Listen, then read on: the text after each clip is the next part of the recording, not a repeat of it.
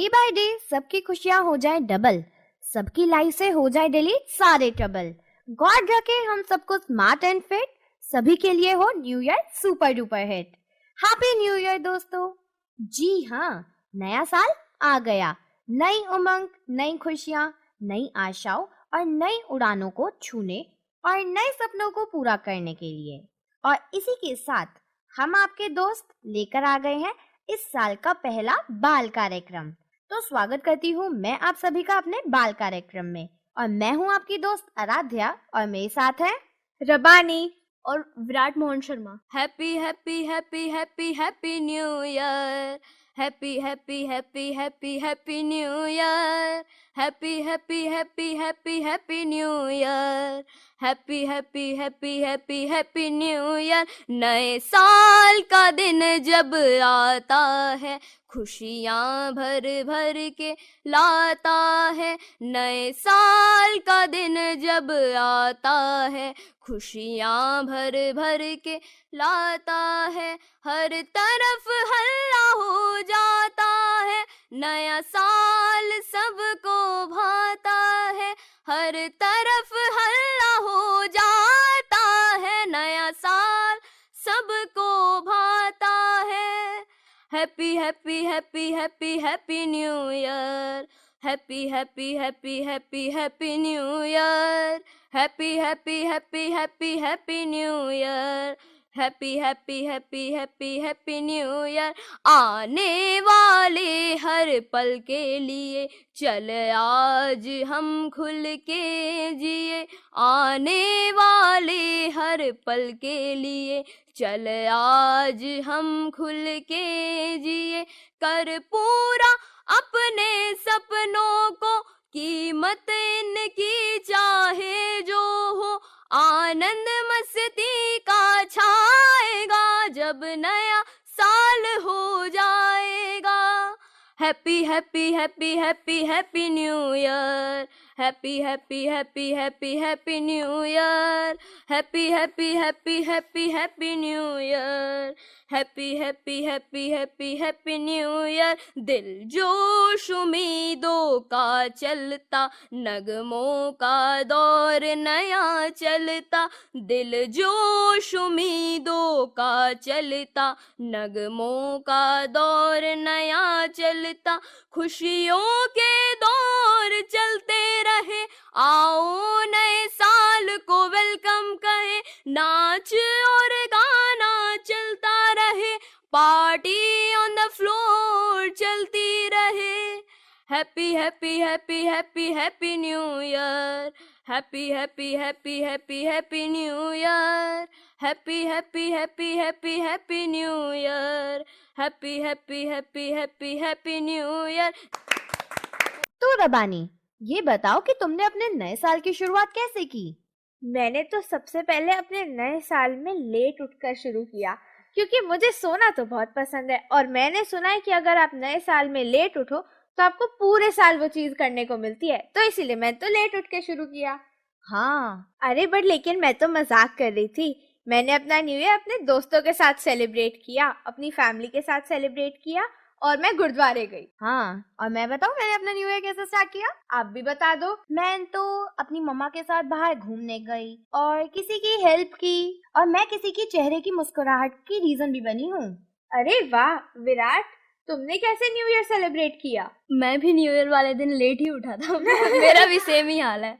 फिर मैंने लेट उठा, वैसे तो ये मजाक की बात है, लेकिन फिर मैंने अपना पढ़ाई करी और अपना मंदिर गया, अपने फ्रेंड्स के साथ पार्टी करी और फैमिली के साथ बाहर घूमने गए। और ये बताओ तुमने क्या सोचा है कि इस साल तुम अपने अंदर क्या बदलाव लाओगे और किस चीज पे ज्यादा फोकस करोगे? इस साल तो मैं अपनी पढ़ाई पे पक्का ज्यादा फोकस करूंगी। पिछली बार ज्यादा फोकस नहीं दे पाई। हाँ, मैंने भी कुछ ऐसा ही सोचा है, जैसे कि मैं अपनी पढ़ाई पे ज्यादा फोकस करूंगी, अपनी कुछ खराब आदतों को सुधारूंगी, जैसे कि अपनी छोटी बहन से लड़ाई करना कम कर दूंगी और मम्मी की किचन में मदद करूंगी। तो तुम बताओ विराट, तुमने क्या सोचा इस साल के बारे में? इस साल में मैं पिछले साल के हिसाब से और अपना बेस्ट दूंगा और पढ़ाई में पूरा अपना बेस्ट दूंगा। अरे हम न्यू ईयर रेजोल्यूशंस की बात कर ही रहे हैं, मैं ये भी बताना चाहती हूँ कि न्यू ईयर रेजोल्यूशन सिर्फ बड़ों के लिए नहीं, बल्कि हम बच्चों के लिए भी उतने ही इम्पोर्टेंट है जितने बड़ों के लिए। कि जब तक हम रेजोल्यूशन नहीं लेंगे हम अपना न्यू सेल्फ नहीं डिस्कवर कर पाएंगे। अगर हम रेजोल्यूशन नहीं करेंगे तो हम अपनी बहुत सारी बिगड़ी हुई आदतों को सुधार नहीं पाएंगे और हमारे जो मोटिव है उसको कभी भी साकार नहीं कर पाएंगे। अगर न्यू ईयर पे रेजोल्यूशन लिया तो उसको पूरा करना, अगर वो 1 साल पूरा नहीं हो पाया तो मेरे हिसाब से तो हमें उसे अगले साल कंटिन्यू करना चाहिए। हाँ रवानी, आपने बिल्कुल सही बोला। अरे ये सब तो मैंने स्वामी विवेकानंद जी की बुक में पढ़ा था। तो चलो आज मैं तुम्हें क्या एक कविता सुनाऊं? सुनाओ। भूल कर गिले शिकवे बीती बातों को, एक नई मंजिल नई खुशियों को पाना है। नववर्ष में हमको मिलकर एक नया समाज बनाना है। ऊपर उठेंगे हम सब मिलकर, संकल्प ये मन में ठाना है। कदम नहीं रुकेंगे अब हमारे, बस आगे ही बढ़ते जाना है। इस नववर्ष में हमको मिलकर एक नया समाज बनाना है। धन्यवाद। अरे वाह आराध्या, आपने तो बहुत सुंदर कविता सुनाई। Thank you. क्या रबानी तुम कुछ लाई हो? अरे मैं कविता तो नहीं लाई, लेकिन हाँ न्यू ईयर रेजोल्यूशन के बारे में मुझे एक चीज और पता है। तो बताओ। अरे न्यू ईयर रेजोल्यूशन पता है कितना इम्पोर्टेंट है। हमारे स्कूल वाले भी हमें न्यू ईयर रेजोल्यूशन दिलाते हैं कि इस बार हम आपको एग्जाम्स थोड़े इजी देंगे, लेकिन आज तक कभी दिए हैं? बिल्कुल नहीं। मेरे को तो लगता है कि पिछले वाला तो इससे इजी था और ये वाला तो कुछ ज्यादा ही टफ है। हर बार यही होता है। लेकिन हाँ, मेरे पास न्यू ईयर पे कुछ पंक्तियां जरूर हैं। नव वर्ष में नई पहल हो, कठिन जिंदगी और सरल हो। अनसुलझी जो रही पहेली, अब शायद उसका भी हल हो। जो चलता है वक्त देखकर, आगे जाकर सफल हो। नए वर्ष का उगता सूरज सबके लिए सुनहरा हो। वाह रबानी, तुमने बहुत अच्छी पोयम सुनाई। मैंने भी एक और रेजोल्यूशन लिया है कि चाहे जितने भी मुश्किल पेपर हो, मेरे को अच्छे मार्क्स तो जरूर स्कोर करने हैं। वो तो है। आज हमारे साथ है हमारे बहुत सारे दोस्त, तो चलिए सबसे पहले एक दोस्त का परिचय लेते हैं। मेरा नाम अनन्या ओंकार सिलुकर, मैं 4th क्लास में पढ़ती हूँ। मेरा स्कूल का नाम international Delhi public school Tirupati में है। तो आप आज हमारे लिए क्या प्रस्तुत करने वाले हैं? आज मैं प्रस्तुत करने वाली हूँ एक गाना, छोड़ो कल की बातें। तो चलिए सुनते हैं इनका गाना।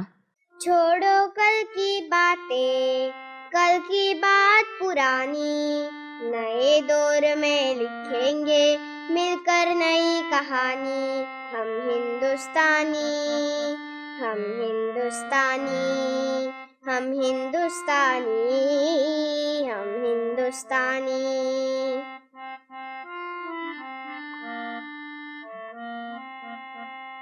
आज पुरानी जंजीरों को तोड़ चुके हैं, क्या देखे उस मंजिल को जो छोड़ चुके हैं। चांद के दर पे जा पहुंचा है आज जमाना, नए जगत से हम भी नाता जोड़ चुके हैं।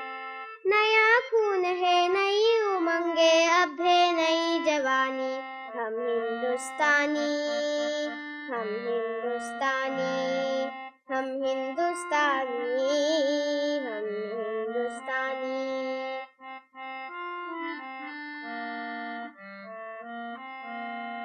आओ मेहनत को अपना ईमान बनाए, अपने हाथों को अपना भगवान बनाए। राम की इस धरती को, गौतम की भूमि को, सपनों से भी प्यारा हिंदुस्तान बनाए। नया खून है, नई उमंगे, अब है नई जवानी। हम हिंदुस्तानी, हम हिंदुस्तानी, हम हिंदुस्तानी, हम हिंदुस्तानी।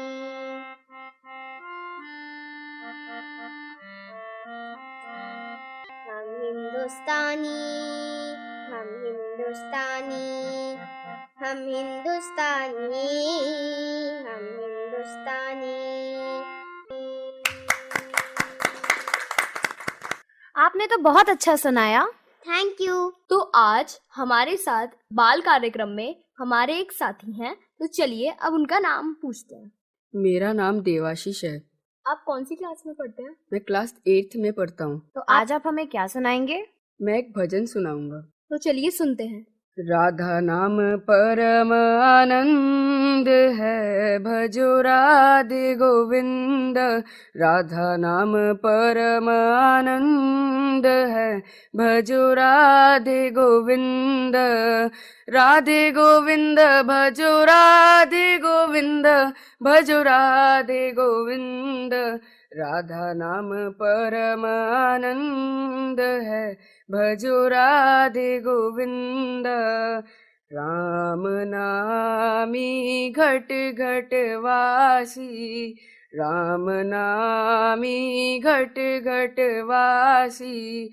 नामी अनामी का संदेश है, भजो राधे गोविंद। राधा नाम परम आनंद है, भजो राधे गोविंद। प्रभु के धाम का ध्यानी बन जा, प्रभु के धाम का ध्यानी बन जा।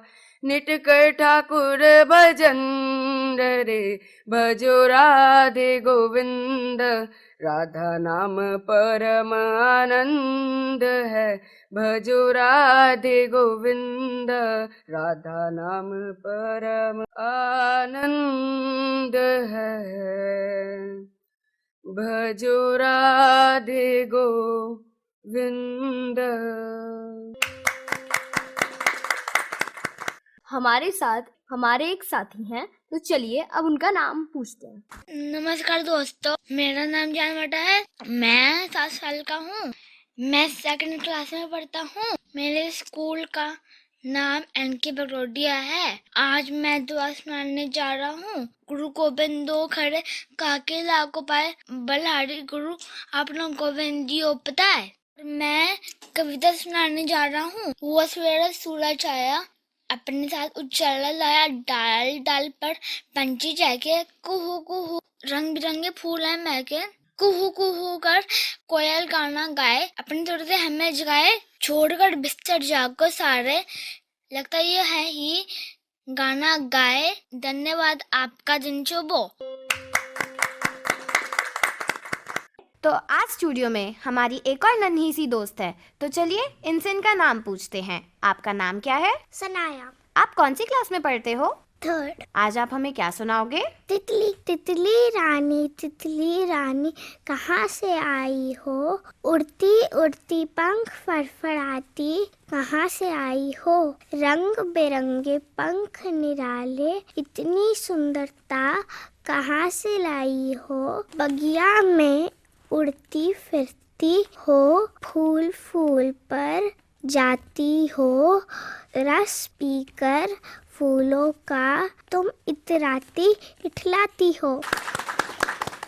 आपका नाम क्या है? मेरा नाम शुभ है। आप कौन सी क्लास में पढ़ते हो? 6th। तो आज आप हमें क्या सुनाओगे? मैं आपको एक कहानी सुनाऊंगा। तो चलिए सुनते हैं इनकी कहानी। साथी हाथ बढ़ाना, एक अकेला थक जाए तो मिलकर बोझ उठाना। साथी हाथ बढ़ाना, हम मेहनत वालों ने जब भी मिलकर कदम बढ़ाया। सागर ने रास्ता छोड़ा, पर्वत ने शीश झुकाया। फौलादी है सीने अपने, फौलादी है बाहें, हम चाहे तो चट्टानों में पैदा कर दे राहें। साथी हाथ बढ़ाना, मेहनत अपने लेख की रेखा, मेहनत से क्या डरना, कल गैरों की खातिर की आज अपनी खातिर करना। अपना दुख भी एक है साथी, अपना सुख भी एक है, अपनी मंजिल सच की मंजिल, अपना रास्ता नेक, साथी हाथ बढ़ाना। वाह, आपने तो बहुत अच्छी कविता सुनाई। आपका नाम क्या है? मेरा नाम साक्षी है। आप कौन सी क्लास में पढ़ते हो? मैं 4th क्लास में पढ़ती हूँ। आज आप हमें क्या सुनाओगे? मैं कहानी सुनाऊंगी। तो चलिए सुनते हैं इनकी कहानी। जब्बर जब्बर बालों वाले, गुब्बारों से गालों वाले, लगे दौड़ने आसमान में झूम झूम कर काले बादल। कुछ जोकर से तोन फुलाए, कुछ हाथी से सूंड उठाए, कुछ ऊँटों से कुब्बर वाले, कुछ परियों से पंख लड़ाए। आपस में टकराते रहे शेरों से मतवाले बादल।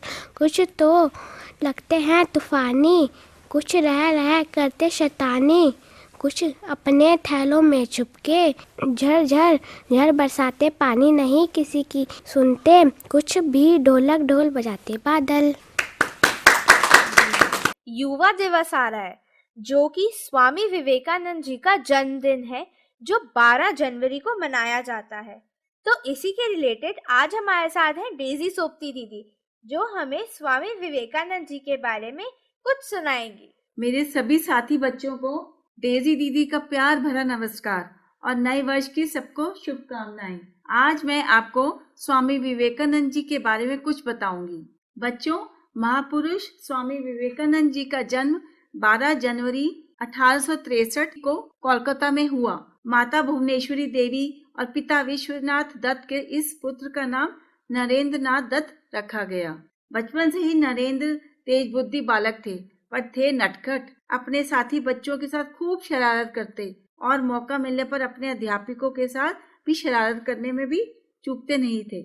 नरेंद्र बचपन में इतने शैतान थे कि उन्हें शांत करना बहुत मुश्किल था। उस समय उनकी माँ उन्हें शांत करने के लिए ठंडे पानी की छींटें उन पर डालती और शिवा शिवा कहती। नरेंद्र को यह भी बोला जाता कि अगर तुम शांत नहीं हुए तो भगवान शिव तुम्हें कैलाश पर्वत पर आने नहीं देंगे। बच्चों, नरेंद्र को कोई डरा नहीं सकता था। इसके लिए एक मजेदार कहानी है। जब वे 8 साल के थे तो घर के पास एक बगीचे में अपने दोस्तों के साथ खेलने जाते थे। वहाँ चंपा की डाली को पकड़ झूलते और कभी उस पर चढ़ने की कोशिश करते। एक बुजुर्ग ने उन बच्चों को बोला कि इस चंपा पर भूत रहता है। बुजुर्ग ने सोचा भूत के डर से बच्चे चंपा की नाजुक डली को छोड़ देंगे, लेकिन नरेंद्र को तो बगीचे में खेलना और दौड़ना पसंद था। जब उनके दोस्त भूत के डर से बगीचे में नहीं आते थे, उनका भी खेलना बंद हो गया। उन्होंने सबको बुलाकर कहा, देखो हमारा खेलना बंद हो गया, यह अच्छी बात नहीं है, चलो फिर से बगीचे में खेलते हैं। सब बच्चों के मना करने पर उन्होंने समझाया कि हम लोग इतने दिनों तक खेलते रहे, तब तो कोई भूत नहीं आया। बच्चों को भी नरेंद्र की बात समझ में आ गई। नरेंद्र को छोटी उम्र से ही गाड़ी पर घूमना बहुत पसंद था। आपको भी है ना? हाँ, बिल्कुल, बहुत बिल्कुल। पसंद और है। उनको इतना पसंद था कि जब उनसे पूछा जाता कि बड़े होकर क्या बनोगे, तो पता है मासूमियत से क्या कहते थे, कोचवान बनूंगा। पता है कोचवान क्या करता है? नहीं दीदी, आप बताओ। कोचवान घोड़ा गाड़ी चलाते हैं। बचपन से ही बालक नरेंद्र मेडिटेशन करते थे। एक दिन अमेरिका के एक ब्रिज पर कुछ बच्चे नदी में तैर रहे अंडों को अपनी पिस्तौल से फोड़ने की कोशिश कर रहे थे, लेकिन कर नहीं पा रहे थे। नरेंद्र ने उनसे पिस्तौल लेकर 12 अंडे एक के बाद एक फोड़ दिए। सब बच्चे हैरान होकर उन्हें देखते रह गए। नरेंद्र के पिताजी विश्वनाथ एक जाने माने वकील थे। वे उन्हें अंग्रेजी शिक्षा दिलाना चाहते थे और उन्हें वही की सभ्यता में ढालना चाहते थे, परंतु नियति ने तो नरेंद्र के लिए कुछ और ही सोच रखा था। नरेंद्र सिर्फ पढ़ने में ही नहीं बल्कि क्रिकेट, कुश्ती और बाकी खेलों में भी रुचि रखते थे। वे खेलों में खूब भाग लेते थे। वे एक्सरसाइज भी खूब करते थे। कोलकाता के जनरल असेंबली इंस्टीट्यूशन के प्रिंसिपल विलियम हेस्टी ने यहाँ तक कहा कि नरेंद्र नाथ दत्त जीनियस हैं, और इतना घूमने के बाद भी उन्हें नरेंद्र जैसा होनहार और मेधावी छात्र जर्मनी की यूनिवर्सिटीज में भी नहीं दिखा। घर का माहौल ऐसा था कि घर पर रोज पूजा पाठ होती। अपनी माँ से पुराण, रामायण और महाभारत की कथा सुनना उन्हें बहुत अच्छा लगता था और वे बड़े ध्यान से सुनते। भजन, कीर्तन और धार्मिक माहौल से नरेंद्र में संस्कार गहरे हो गए थे।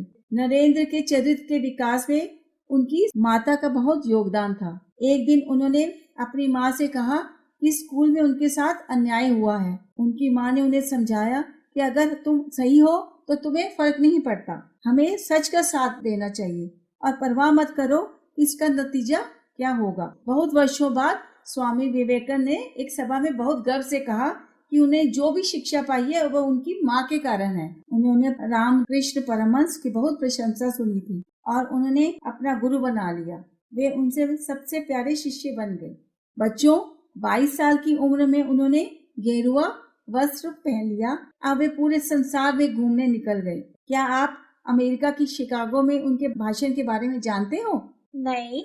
वहाँ उन्होंने अपने भाषण की शुरुआत भाइयों और बहनों कहकर ही की। उनके वेदों के ज्ञान को सुनकर सब लोगों को इतना अच्छा लगा कि उन्हें पता ही नहीं चला कि कितना टाइम बीत गया। उन्होंने कुछ देर और बोलने को कहा। सब लोग बड़े ध्यान से सुनते रहे और आखिर में तालियों से हॉल गूंज उठा। उनके भाषण से दुनिया को भारत के प्रति देखने का नजरिया बदल गया। वह 3 साल अमेरिका रहे। वहाँ रामकृष्ण मिशन की अनेक शाखाएं स्थापित की। बच्चों, स्वामी विवेकानंद एक संत ही नहीं, एक महान देशभक्त, लेखक, वक्ता और मानव प्रेमी थे। अमेरिका से लौटकर उन्होंने देशवासियों को एक नया भारत खड़ा करने का आह्वान किया। इस महान विचारक का जन्म दिन यानी 12 जनवरी हर वर्ष नेशनल यूथ डे के नाम से मनाया जाता है। उनके विचार और कथन सभी युवाओं को आगे बढ़ने के लिए प्रेरित करते हैं। कर नहीं सकते, यदि एक काम को करने की ठान ली है उसे समय पर पूरा जरूर करो ताकि लोग तुम पर विश्वास करें। तो चलो बच्चों, फिर मिलेंगे। नमस्कार। बाय बाय दीदी। डेजी सोप्ती दीदी ने हमें इतनी अच्छी जानकारी दी, उसके लिए उनका धन्यवाद।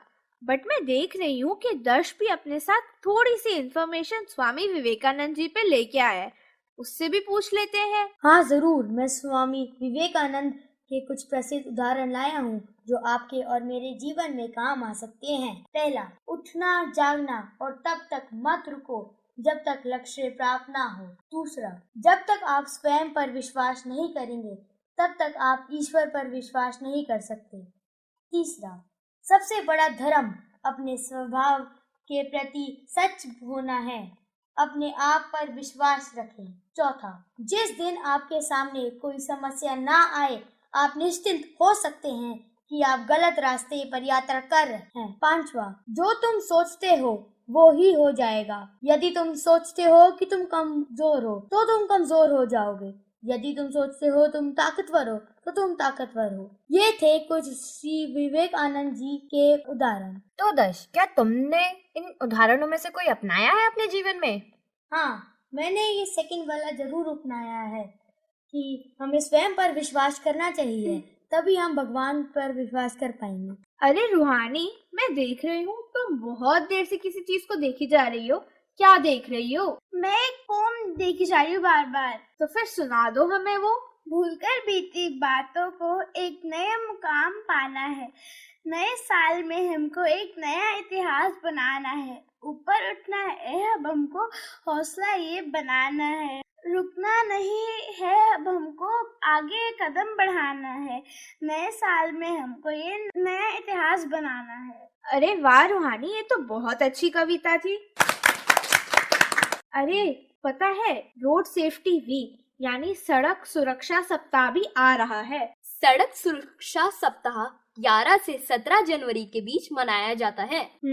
तो इसीलिए हमें सड़क सुरक्षा के बारे में जानना बहुत जरूरी है। पता है ये मोस्ट ऑफ द एक्सीडेंट्स किस वजह से होते हैं? जब लोग गाड़ी चलाते हैं, रूल्स को फॉलो नहीं करते, कुछ लोग बिना लेफ्ट और राइट देखे रोड क्रॉस कर लेते हैं, जिससे कि उनकी जो लाइफ है वो रिस्क में चली जाती है। हाँ, सही बोला राध्या। मेजर रीजंस एक्सीडेंट्स के लिए यही होते हैं कि लोग लापरवाही और जल्दबाजी करते हैं। बहुत सारे लोग तो रेड लाइट भी जंप करते हैं, और आजकल की मेन डिस्ट्रैक्शन तो यही है, हमारे मोबाइल फोन्स। और बहुत सारे यंग जनरेशन के लोग ईयरप्लग्स लगा के रोड क्रॉस करने की कोशिश करते हैं, जिससे कि उनको हॉर्न सुनाई नहीं देते और वो एक्सीडेंट में पड़ जाते हैं। तुमने बिल्कुल सही कहा। अच्छा बच्चों, तुम में से किसी को हमारी रेड लाइट्स का मतलब पता है? हाँ, मुझे पता है। बताओ फिर। रेड लाइट का मतलब होता है कि हमें तब रुकना होता है, और ग्रीन लाइट का मतलब होता है कि हमें चलना होता है, और येलो लाइट का मतलब होता है कि हमें धीरे चलना होता है।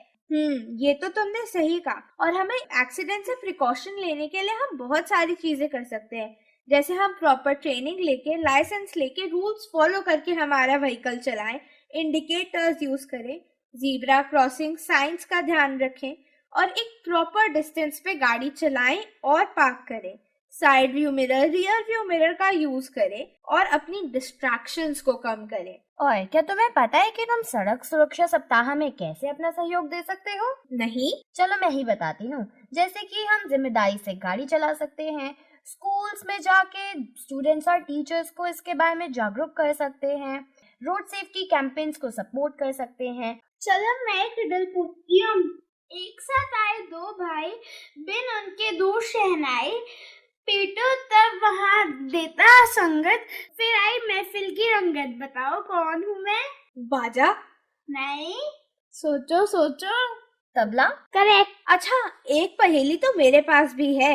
पूछो। मैं एक पेड़ हूँ लेकिन मेरे पास पत्ते नहीं है।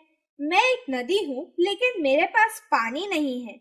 मैं एक पहाड़ हूँ लेकिन मेरे पास ऊंचाई नहीं है। बूझो तो जानो। मुझे नहीं पता, आप भी बता दो। मुझे भी नहीं पता, तुम ही बता दो। कैक्टस? नहीं, इसका जवाब है नक्शा।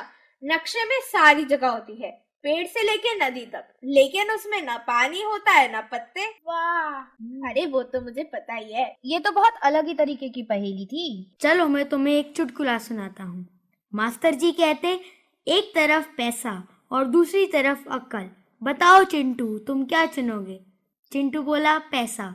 मास्टर जी बोले गलत, मैं तो अक्ल चुन लूंगा। चिंटू बोला आपकी बात भी सही है, क्योंकि जिसके पास जो चीज नहीं होती वो वही चुनेगा। मतलब मास्टर जी के पास अक्ल नहीं थी। एक पहेली तो मेरे पास भी है। मैं एक जादू का डिब्बा हूँ, उसमें सब आवाज छुपा हूँ। तुम मुझे घर में रखते हो और मुझे सुनते हो। आजकल तो मैं गाड़ियों में भी पाया जाता हूँ। बूझो तो जानो। मैं बताऊं? बताओ। रेडियो? अरे हाँ, सही जवाब। और आप सब भी हमें रेडियो पे ही सुनते हैं। तो इसी फ्रीक्वेंसी पे अगले हफ्ते मिलेंगे कुछ नई मस्ती के डिब्बे के साथ। हमारे पास भी एक झोली है जिसमें है बहुत सारी नॉलेज, बहुत सारी मस्ती और बहुत सारे गाने। मिलते हैं इसी फ्रीक्वेंसी पर अगले हफ्ते। जय हिंद।